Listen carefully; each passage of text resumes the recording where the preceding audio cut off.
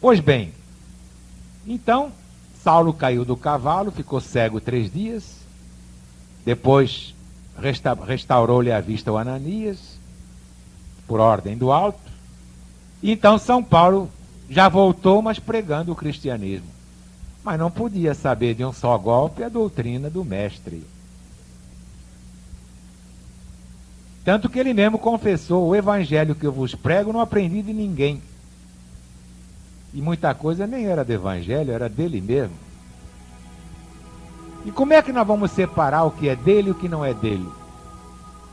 Assim fazer com os outros, que também puseram muita coisa de Jesus e acrescentaram coisas que não eram de Jesus.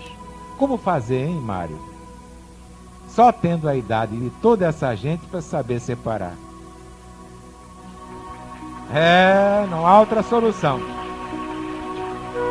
Não há. Noutra, ele diz: ninguém se engane, ninguém se glorie, ninguém isso, ninguém aquilo. Vós sois salvos pela graça mediante a fé, não pelas obras, para que nenhum de vós se glorie. Era o caso dele. Ele tinha obras, mas só de maldade. Tinha lapidado Estevão e tanta gente mais. A noiva dele morreu de desgosto. Era irmã do Estevão. A noiva do Saulo de Tarso era irmã do Estevão. Então ela morreu de desgosto. Ele foi o causador de tudo isso. Então, como Jesus apareceu a ele na misericórdia divina, ele achou que foi salvo pela graça, porque não tinha obras. Então achou que devia dar a sua experiência pessoal a todos nós. Mas não é não, Jesus apareceu para que ele caísse do cavalo e começasse tudo de novo, mas agora certo, não mais errado. De quem é o Apocalipse? Não é de Jesus? É ou não é? E o que é que diz o Apocalipse? Volta e meia, conforme as suas obras. Bem-aventurados os que morrem no Senhor, porque suas obras os acompanham. Eis que breve eu estarei convosco, meu galardão anda comigo, para retribuir a cada um conforme as suas obras. Em uma palavra diz conforme a graça de Deus, ou a fé que vós tendes, porque o homem não tem fé nenhuma. O homem é homem de pouca fé, o homem é garçom. Só serve para pouca fé. Problema, né? Quem é que tem fé? Fé quer dizer uma certeza inabalável. Mas quem é que tem certeza inabalável? Quem é que acredita mesmo em Deus com essa certeza? Quem? Quem? Nós vemos que a cada passo a fé humana vacila. Enfim, São Paulo foi contraditado pelo próprio Apocalipse, que foi escrito depois. O Apocalipse é produto do exílio de João em Patmos. Ele foi deportado para lá pelo imperador, porque estava incomodando os políticos daquela altura, né? Os homens do poder. Mas se nós damos mais valor à palavra de Jesus, que é de Paulo, então vemos que não é nada do que Paulo diz. Nós só somos salvos pelas obras. Tanto que ninguém deixou mais obras que o próprio Paulo. Não foi ele que fundou as 7 igrejas da Ásia? E para fundar não levou pedra na cabeça, pau no lombo? Levou. Levou paulada, pedrada, foi perseguido, quase foi morto, vivia como um cão, nunca teve mais sossego. Prova que teve que dar as obras para se reabilitar das más obras. As boas obras o libertaram do passado. Acho que ficou bem claro agora, né?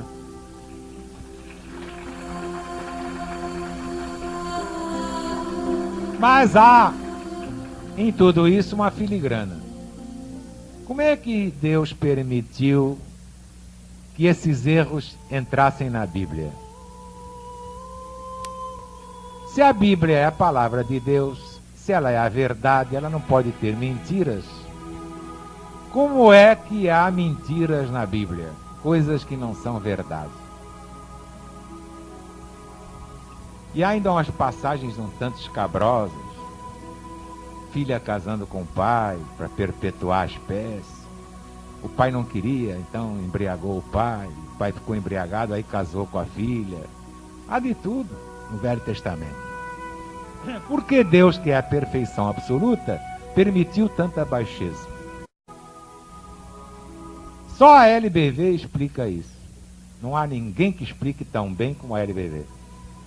Porque Deus tinha que agasalhar a parte humana. A Bíblia nem por isso está errada, ela está rigorosamente certa, mesmo com esses erros. Porque a Bíblia tem que ser atualizada. Ora, se ela foi escrita numa época em que a humanidade não via um palmo adiante do nariz daquilo que estava lá, se João viesse fazer o Apocalipse hoje, não dava aquela redação daquele tempo.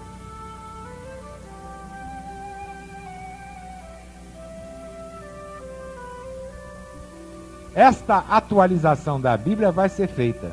Mas por quem? Pela LBV.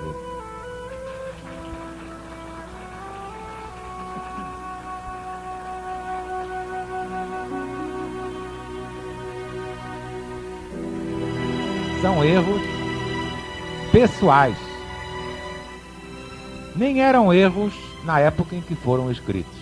Então, o caso da LBV. Havia uma crença já arraigada de alma e corpo, de alma e corpo, de alma e corpo. Então, se o Espírito da Verdade começar a escrever para a grande maioria, ele tem que começar pela frase mais elementar, alma e corpo. Se eu começo a pregar para quem aprendeu que egoísmo, vaidade, orgulho são faculdades negativas, antidivinas, eu tenho que falar contra o orgulho, a vaidade, porque a maioria não entenderia de outra forma. Mas à proporção que a família legionária vai evoluindo, eu já posso falar e dizer, bom, então vamos separar. Olha, minha gente, no duro, a alma está na cabeça. O espírito é que anima todo o corpo. Agora a alma, particularmente, ela anima as funções do cérebro. E vocês vão ver com muita surpresa que nessas funções do cérebro estão a vaidade, o orgulho, o egoísmo, o apego, a destruição. E vocês vão achar que Deus é maluco.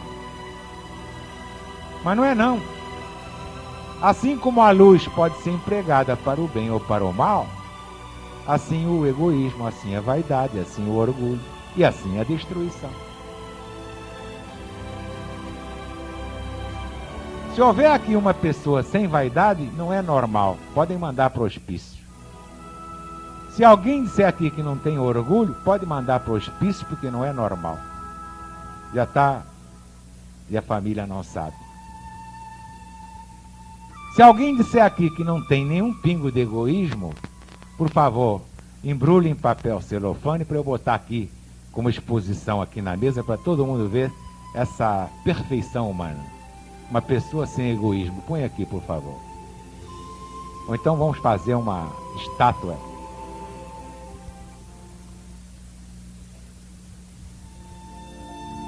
Não há. Todos nós temos vaidade, orgulho, egoísmo. Por isso é que eu digo, eu me envaideço de não ser plagiário. Eu me orgulho de não prejudicar ninguém. Eu me orgulho de não ser um caluniador, um traidor. E até Jesus falava assim quando discutia com os fariseus. Disse que o pai dos fariseus era Satanás, mentiroso e pai da mentira, homicida desde o princípio. Inspirou o primeiro homicídio, Caim matando Abel. Já era produto de Satanás. Se você, mulher, não for vaidosa, você não tira a caspa da cabeça. Se tiver chulé, você deixa. Unha preta de luto, você deixa. Vai até achar bonito feder. Vê que fedor de santidade é ele. Ela é tão pura que não fica nua nem para tomar banho. Então já está fedendo, mas não tira a roupa. Ela vai morrer fedorenta, mas casta e pura. Eu não queria uma mulher dessa para mim, filho. Você gostaria? Se houver uma mãe que diga eu não sou egoísta, então não é boa mãe. Porque para ser boa mãe tem que ser uma boa egoísta. E não trocar o seu filho por nada do mundo. Em suma, às vezes você que tem que destruir um pardieiro para erguer um prédio novo aí. Não é melhor do que um pardieiro cheio de buracos, cheio de cobras e largatos, como diz o outro, largatixa? Não é melhor ter tudo limpinho? Então você destruiu uma coisa já podre para erguer uma coisa boa, uma coisa nobre. Então há a destruição do bem e há a destruição do mal.